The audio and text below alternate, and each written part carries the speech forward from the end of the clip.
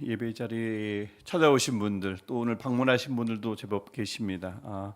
반갑고 환영하고 축복합니다. 우리 함께 읽을 말씀은 마태복음 16장 13절부터 18절까지 말씀입니다. 마태복음 16장 13절부터 18절까지 말씀, 우리 한 절씩 교독하고 마지막 절 18절은 함께 읽겠습니다. 예수께서 빌립보 가이사랴 지방에 이르러 제자들에게 물어 이르시되 사람들이 인자를 누구라 하느냐. 이르되 더러는 세례 요한, 더러는 엘리야, 어떤 이는 예레미야나 선지자 중에 하나라 하나이다. 이르시되 너희는 나를 누구라 하느냐. 시몬 베드로가 대답하여 이르되 주는 그리스도시요 살아계신 하나님의 아들이시니이다. 예수께서 대답하여 이르시되 바요나 시몬아 내가 보기에 있도다. 이를 내게 알게 하니는 혈육이 아니요 하늘에 계신 내 아버지시니라. 또 내가 내게 이르노니 너는 베드로라. 내가 이 반석 위에 내 교회를 세우리니 음부의 권세가 이기지 못하리라. 아멘. 추석 때문에 10월이 굉장히 빨리 지나가고 벌써 10월 셋째 주일입니다. 내일부터는 본격적인 가을 날씨, 또 이제 기온도 낮아진다고 하는데 건강, 또 특별히 감기 주의하시기 바라고요. 따숩게 옷 입고 다니셔야 합니다.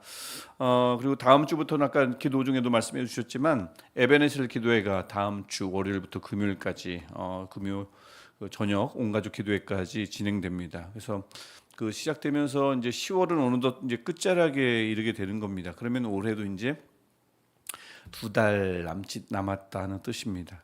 그러니까 시간 5월에도 그랬고 5월은 어린이줄이 있고 어버이줄이 있고 스승의 줄이 있어서 금방 지나갑니다. 했던 게 엊그제 같은데 5월은 벌써 또 한참 전에 과거가 돼버렸고 이제 2달 남았어요. 시간에 대해서 언급할 때마다 나오는 말은 저도 수시로 내뱉지만 정말 빠르다입니다. 이렇게 한 주, 한 달, 왜 이렇게 빠른지 모를 정도로 굉장히 빨리 흘러갑니다. 이렇게 빨리 흘러가는 중에 우리 시내가 에슬라무 교회는 많은 분들이 방문해 주시고 뉴 페이스들이 굉장히 많으시고 해서 참 반갑고, 또 이 함께 모여서 예배할 수 있도록 준비해 주시는 분들이 정말 많아요. 누군가 준비하지 않으면 어떤 것도 진행될 수가 없는 게 모임일입니다. 모임의 속성이 그래요. 모이면 누군가는 희생을 해야 모임은 존재할 수 있고 진행이 되니까. 그래서 오늘 이 예배를 위해서도 참 많은 분들이 도움을 주셔서 이 시간에 우리가 이렇게 있을 수 있고요. 또 그동안 저희도 이제 2년 차, 이제 정확하게 1년 하고 이제 10개월 차 되는 교회인 거죠. 짧기도 하고 길기도 한데 누구 보는 시선에 따라서 시간이 흐르는 동안, 아주 빠르게 흐르는 동안 이곳저곳에서 보이는 곳에서 보이지 않는 곳에서 수고해 주신 덕분에, 참 많은 분들이 묵묵히 교회를 섬겨주신 덕분에 여기까지 이렇게 잘 걸어왔습니다. 하나님은 늘 그렇게 귀하게 쓰시는 사람들을 세워주셔서 귀하게 쓰시면서 그렇게 해서 교회를 세워가시는데, 그렇게 귀하게 쓰임받는 여러분들 덕분에 우리 시내가 에슬라무 교회가 지금 현재 여기 있고요. 또 앞으로도 그렇게 걸어갈 줄 믿습니다. 그래서 기대가 되고 또 여러분들께 감사드리며 또 하나님의 은혜에 감사드릴 따름이죠. 하나님은 늘 처음부터 교회를 세우실 때부터 늘 사람을 통해서 교회를 일구어 가시고 세워 가셨습니다. 하나님은 처음부터 교회를 세우신 건 아니에요. 처음에는 에덴을 만드시고 그 안에서 사람을 만나 주셨죠. 하지만 이제 그 아담과 하와의 범죄 이후로 하나님은 산에서, 특별히 거룩한 산에서 그의 사람들을 만나 주십니다. 그러다가 이제 성막이 생겨나고요. 성막에서 성전으로 바뀌고요. 또 성전에서 이제 예루살렘 성전이 멸망되면서 무너지면서 교회가 생기고, 이제는 이제 하나님을 만나는 곳은 교회가 되었던 거죠. 그래서 시대가 에덴을 흘러가 성막, 성전을 지나 이제 교회 시대로 흘러가는데, 그 교회 시대로, 성전 시대에서 교회 시대로 전환될 시점에 이제 예수께서 사역을 하신 겁니다. 오늘 우리가 읽었던 본문도 시점이 그런 시점이에요. 성전 시대에서 교회 시대로 바뀌는 전환점에 예수님은 그의 제자들에게 몇 가지 질문을 던지신 거죠. 먼저는 사람들이 나를 어떻게 생각하는가에 관한 질문을 13절에서 던집니다. 사람들이 인자를, 즉 나를, 예수님을 누구라 하느냐 궁금하셨던 모양입니다. 근데 궁금하시긴 하는데 아직도 뭔가 여론조사를 안 해보셨던 모양이에요. 그래서 제자들이 대신 대답을 합니다. 사람들은요, 예수님을요, 14절에 세례요한이라고도 하고 엘리야라고도 하고 예레미야라고도 하고 아니면 선지자 중 하나라고 합니다. 어쨌든 선지자로 오는 거네요. 제가 지난 주일에도 함께 나누었지만 똑같이 하나님을 믿지만 그 하나님에 대한 인식이요 사람에 따라 다르고 그가 처한 상황에 따라 똑같은 사람이라도 어제의 하나님, 내 어제의 하나님, 내 오늘의 하나님이 달라질 때가 있습니다. 제각각이에요. 예수님 당시도 마찬가지죠. 그들은 예수님을 육안으로 보는 어마어마한 축복을 누리는 사람입니다. 만일 우리가 예수님을 육안으로만 볼 수 있다면 얼마나 좋을까요? 핸드폰으로 사진 한 장만 저장해 놓으면 우리 예수님 얼굴도 모르잖아요. 그 우리가 액자에 담겨 있는 그분은 예수님 얼굴 아니잖아요. 그냥 상상도죠. 그 예수님을 우리가 너무나 궁금해하는 그 예수님을 두 눈으로 지켜본 이들입니다. 예수님이 하신 일들을 다 전에 듣기도 하고 두 눈으로 똑똑히 목격한 이들인데 그럼에도 불구하고 그들의 예수님에 대한 인식이 다르다는 거예요. 누구는 세례요한으로 보이고 세례요한 뭐 했습니까? 종말론적인 회개와 심판의 메시지를 전했죠. 누구의 눈에는 엘리야처럼 보입니다.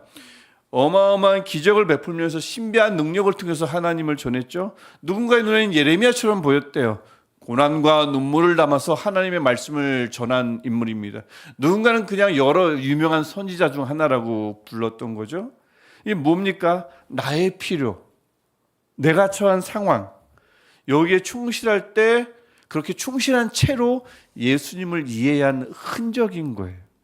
누군가는 저 악인들은 좀 심판당했으면 좋겠다. 근데 예수님 보니까 그런 말씀을 전하는 것 같거든요. 예수님은 세례요한이다. 내 삶에 좀 전환이 됐으면 좋겠다. 기적이 일어났으면 좋겠다. 그대로는 안 된다. 이대로는 안 된다. 하는 사람들이 예수님을 가만히 보니 병든 자를 낫게 하고 오병이어를 기적을 보이시고 하니까 저분은 엘리야다 라고 얘기를 한 거고, 삶이 늘 고난과 눈물로 푹 젖어 있어요. 근데 인생이 그런 것 아닌가? 인생이 어차피 고난의 길 아닌가? 이런 사람들은 가만히 예수님을 보면 저분도 똑같이 예레미야처럼 그런 고난과 눈물을 담아서 진리를 선포하는 분 아닌가? 그래서 저렇게 우시는구나. 그런 생각을 했던 거죠. 나의 중심이 나의 처지에 치우칠 때 사람은 제 아무리 육신의 예수님을 두 눈으로 보고더라도 똑똑히 보더라도 그 예수님을 각각 제 나름대로 본 것입니다. 그리고 아무도 제대로 알아차리지 못한 것입니다. 내 필요에 따른 하나님의 모습을 바랄 때 생기는 치명적인 한계가 지금도 있지만 그때도 있었던 거죠. 지난 4주간 우리가 욥기서를 보았지만 거기도 마찬가지입니다. 친구들 그들이 믿는 하나님을 꼭 붙들고 있어요. 벗어나지 못합니다. 욥도 마찬가지입니다. 내가 이렇게 온몸이 가렵고 내 가족을 다 잃었는데, 내 재산을 다 잃었는데 왜 내 문제를 해결해 주시지 않는가? 욥이 바라던 하나님은 내 문제를 해결해 주는 해결사 하나님입니다. 여기서 벗어나질 못해요. 처지에 묶여 있으니까, 우겨쌈을 당하고 있으니까 그렇습니다.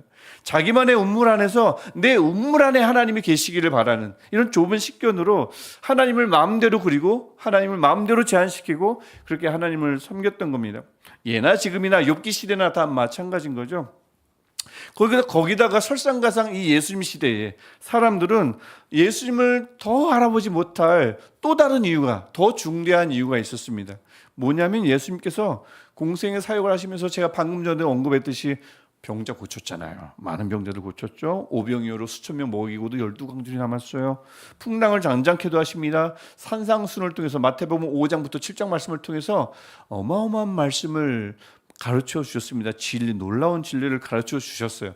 많은 것들을 행하시고 가르쳐 주셨는데 거의 가르쳐 주시지 않은 게 있습니다. 거의 하시지 않은 말씀이 있어요. 그게 뭐냐면 나는 그리스도다라는 겁니다.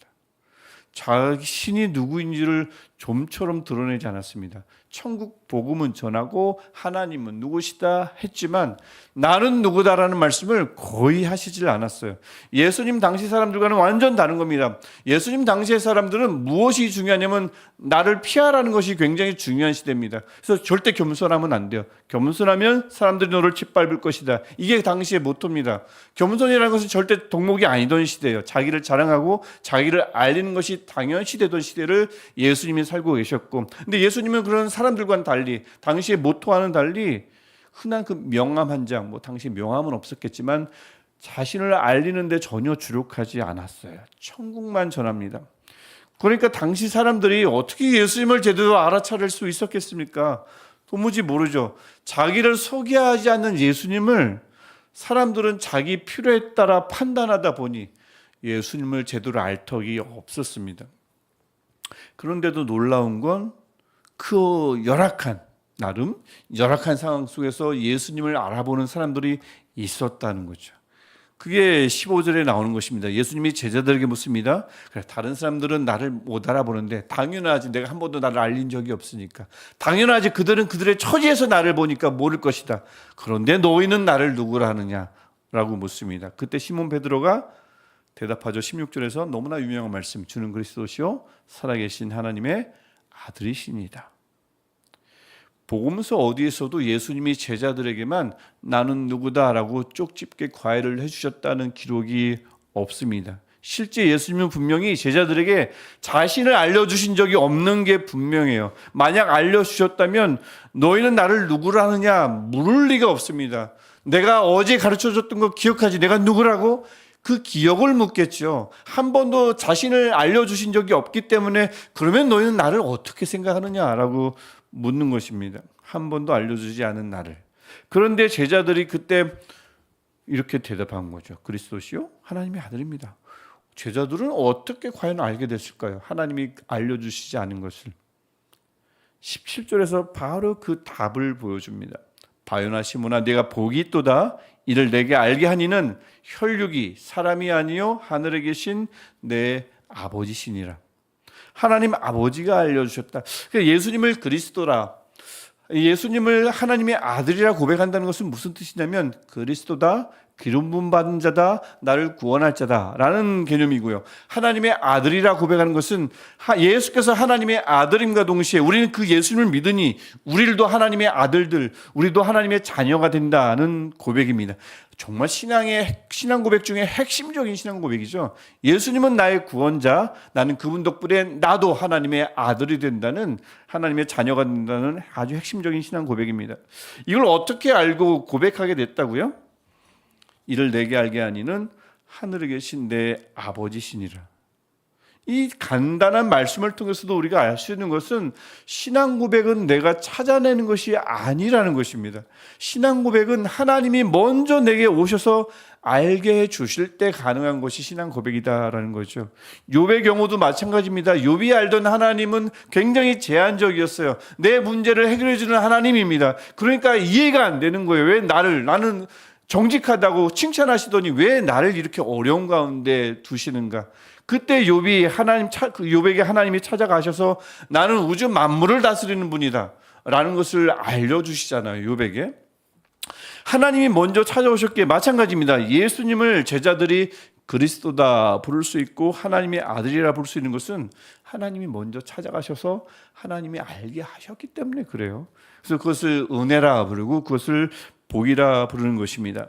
왜 예를 들면 일부 때도 예를 들었지만 부쩍 친했다가 정말 좋은 관계였다가 부쩍 관계가 멀어지는 경우가 있죠. 참 좋아했던 사람이에요. 근데 누군가 잘못했든, 상대방이 잘못했든 내가 잘못했든 해서 관계가 좀 소원해질 때가 있습니다. 그런데 용기가 나질 않아서 선뜻 먼저 다가가기가 그럴 때가 있죠. 그런데 어느 날 그가 먼저 용기를 내서 불쑥 나를 찾아와서 용서해달라고 하거나 용서한다고 하거나 보고 싶었다고 하면서 우리 다시 사이좋게 지내자라고 말하면 용기도 못 냈던 내가, 소심했던 내가 그 찾아온 분에게 얼마나 미안하면서도 고맙고 또 반갑고 그렇겠어요.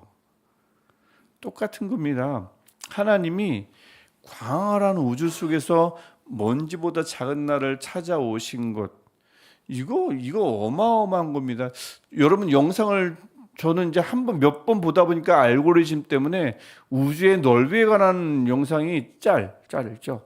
툭하면 떠요 이게. 그래서 우리 한번 가만히 보면 정말 어이가 없을 정도로 우주는 너무 넓고 어이가 없을 정도로 우리는 너무 작습니다. 너무 작아요. 일부 때도 말씀드렸지만 보이저우가 우리 지구를 출발한 지 50년이 넘었대요. 50년이 넘었는데 뭐 1초에 뭐 대전까지 내려가는 속도로 날아가는데도 50년이 넘었는데 태양계를 벗어난 지 얼마 안 된대요. 1초에 대전까지 가는 속도로 가도 50년이 지나서 지금 간 곳이 태양계 이제 막 넘어갔다고 하는데, 그런 태양계만한 넓이의 이 공간이 수조개가 넘는다고 하니 도대체 우주는 어떤 곳인가? 왜 그렇게 주차장을 막 그렇게 넓게 만들어 놓고 지구라는 작은 집을 지어 놓고 그곳에 또 우리라는 한 명 한 명을 만들어 놓으셨고, 또 우리를 먼저 알아내시고 우리를 먼저 찾아오셔서, 많은 사람들은 하나님이 없다고 하는데 우리에게 먼저 찾아오셔서 우리를 하나님을 구주라 부르게 하시고 예수 그리스도를 나의 구주라 부르게 어떻게 하셨는가? 이런 복이 세상에 어디 있습니까? 이런 은혜가 어디 있습니까? 그래서 복동이란 말을 우리가 굉장히 좀 가려서 쓰고 아껴 쓰죠. 왜냐하면 복동이가 그렇게 사실 주변을 보면 많지 않아요. 여러분 복동이가 주변에 있습니까? 여러분 가정 안에 복동이가 있습니까? 아니면 남들이 여러분에게 복동이라고 부르는 분들이 많습니까? 저는 한 번도 들어본 적이 없어요. 저에게 너는 복동이야 라고 얘기해 본 적도 없고, 저도 가만히 객관적인 기준으로 보면 저는 그렇게 복을 받은 것 같지는 않아요.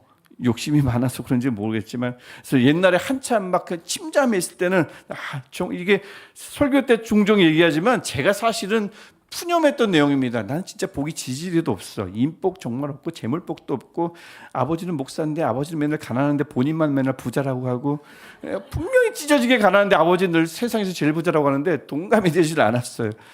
운도 정말 없다. 되는 일도 안 되고, 저는 지금까지 보물찾기를 할 때 보물을 한 번도 찾아본 적이 없고, 옛날에 문학의 밤 할 때 뭐 선물 추첨하잖아요. 단 한 번도 걸려본 적이 없습니다. 대단하죠? 근데 이런 생각을 갖고 있는 분들이 얼마나 많은지를 모르겠지만 주님이 오늘 시몬에게 말씀하시네요. 바요나 시몬아, 복이 있도다. 왜요? 하나님이 너를 찾아오셨다. 이 우주 속에서 먼지보다 작은 너를 찾아오셨다. 이게 복이다 말씀하시잖아요. 사실 이게 복이죠. 이게 은혜죠. 하나님이 찾아오시지 않았다면, 예수님은 그리스도다, 예수님은 하나님의 아들이다, 굉장히 단순한 고백입니다. 이거 뭐 외우라 하면 누구나 다 외울 수 있고 누구나 고백할 수 있지만 신앙 고백은 될 수 없을 거예요. 아주 짧은 말이라도 수백 번 반복해서 아무리 가르쳐도 하나님이 알려주시지 않으면, 하나님이 신앙 고백하도록 허락해 주시지 않으면, 이것은 어느 누구도 이 고백을 주는 그리스도시요 살아계신 하나님의 아들입니다, 이 고백을 할 수 있는 사람은 저를 포함해서 아무도 없습니다. 신앙 고백할 수 없습니다. 하나님이 알려주실 때만 베드로도 가능했고 우리도 가능한 것입니다. 우리가 완전해서요? 아니요, 일방적인 은혜입니다. 베드로가 완전해서요? 아닙니다. 그도 마찬가지입니다. 그냥 하늘에 계신 하나님이 그를 지목하시고 그에게 알려주셨기 때문입니다. 그래서 우리가 이제 우리 새생명 전도 축제를 이제 다음 주를 앞두고 있지만, 우리가 할 일은 그거예요. 우리에게 알려주셨잖아요. 하나님께서 우리를 먼저 찾아오셨잖아요. 주님, 우리만 말고 우리 친구도, 우리 가족도, 하나님을 모르는 그들에게도 먼저 찾아가 주셔서 우리에게 하셨듯이 먼저 알려주셔서 하나님을 구주라, 하나님을 구원자를 고백할 수 있게 해달라고 우리가 기도하는 것, 그것이 이제 우리가 할 일인 거지요.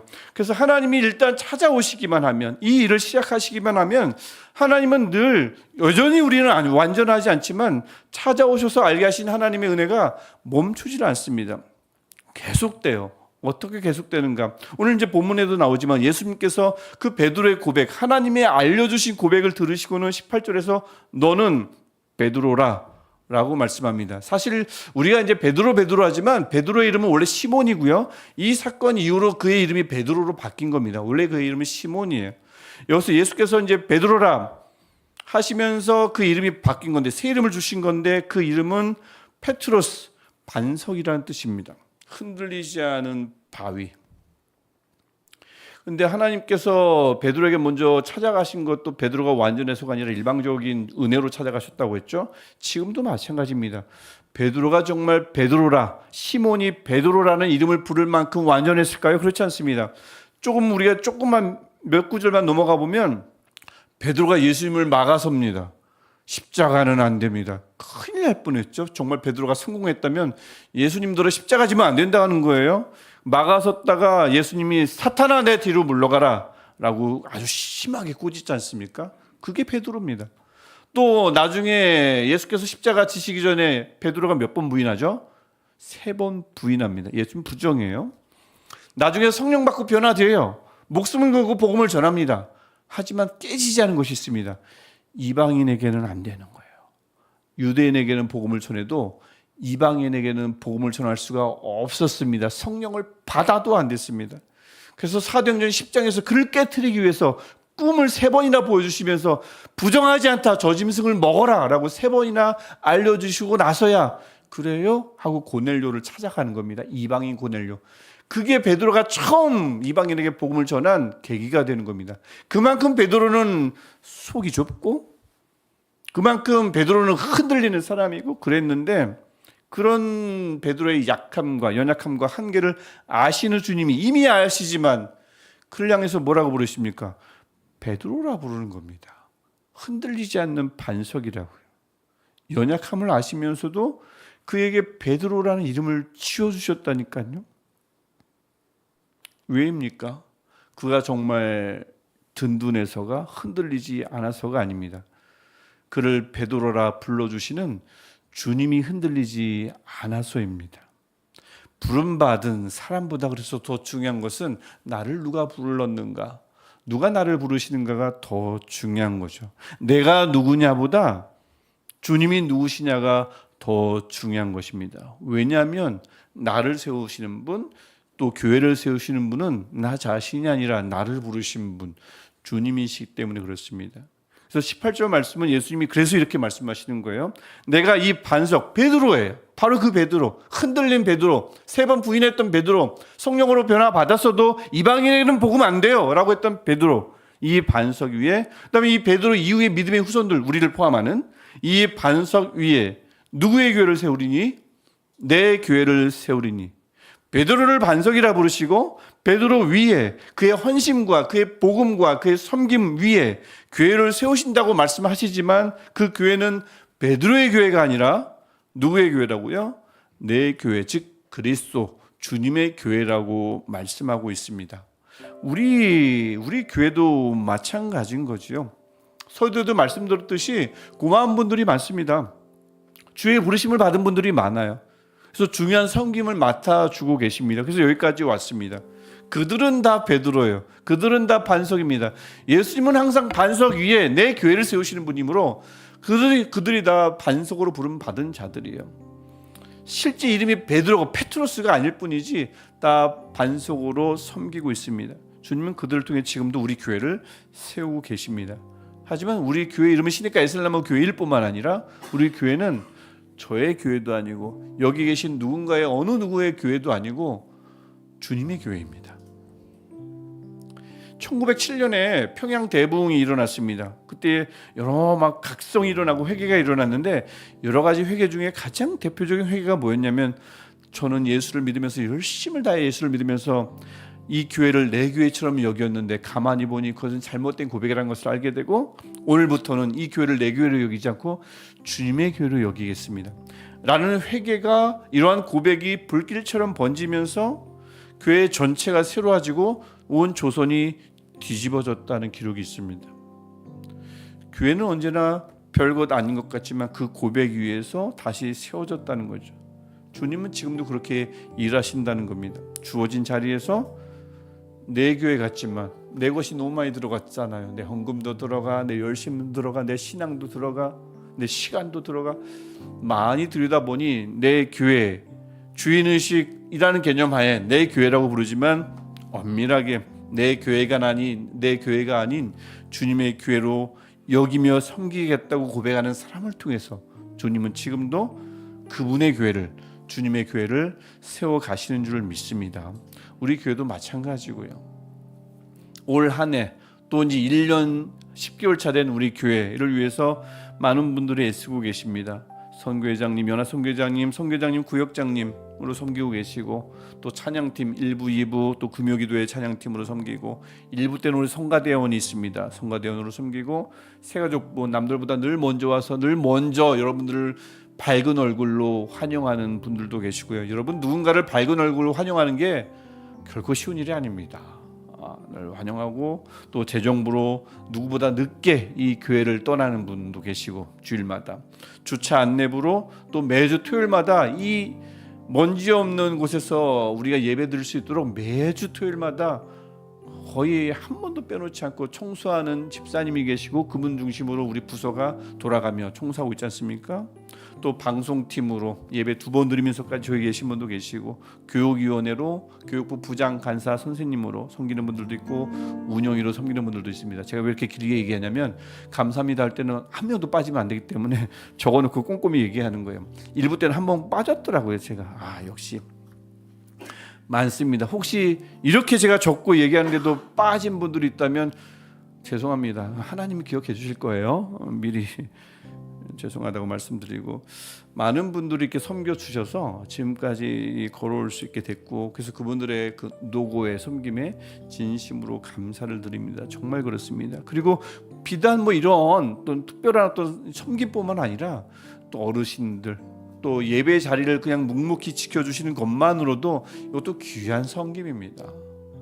베드로와 같은 섬김입니다. 그 섬김을 통해서 교회가 지금까지 걸어왔습니다. 그러니까 우리 모두가 사실은 하나님께서 교회를 세우실 때 쓰시는 반석, 베드로인 것입니다. 페트로스인 것입니다.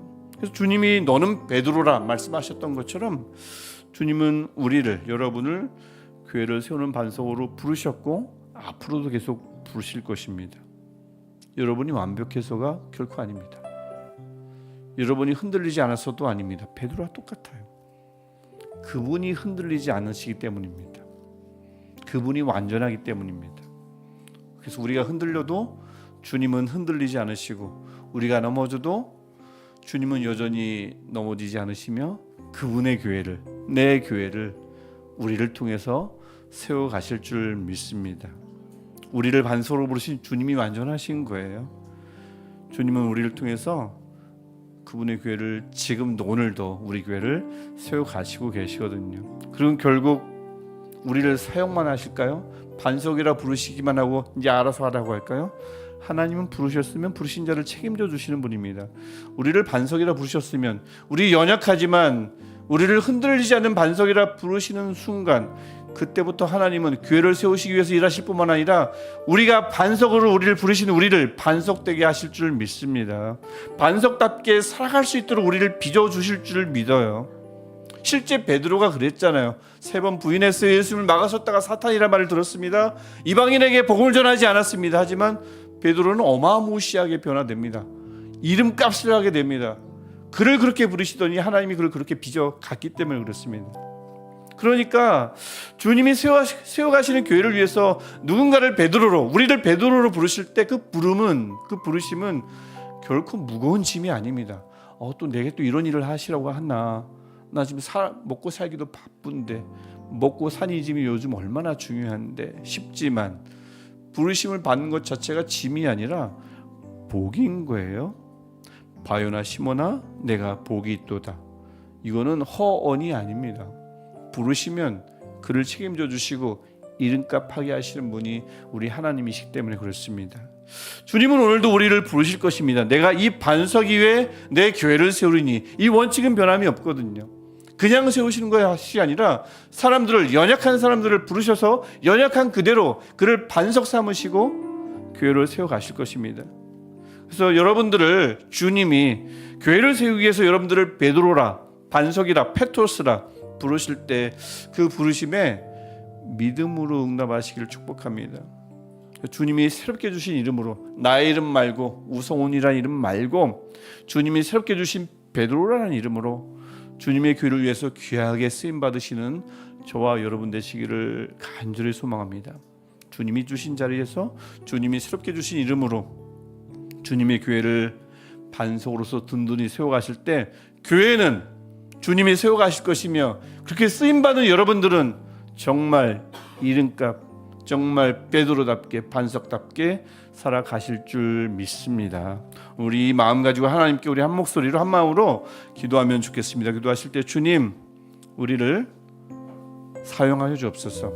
연약하지만, 베드로처럼 연약하지만 나를 반석이라 불러주시고, 내가 이 반석 위에 내 교회를 세우리니, 지금도 그렇게 세우실 때 주님 우리를 사용하여 주옵소서. 우리 그렇게 우리 한 목소리로 함께 기도하겠습니다.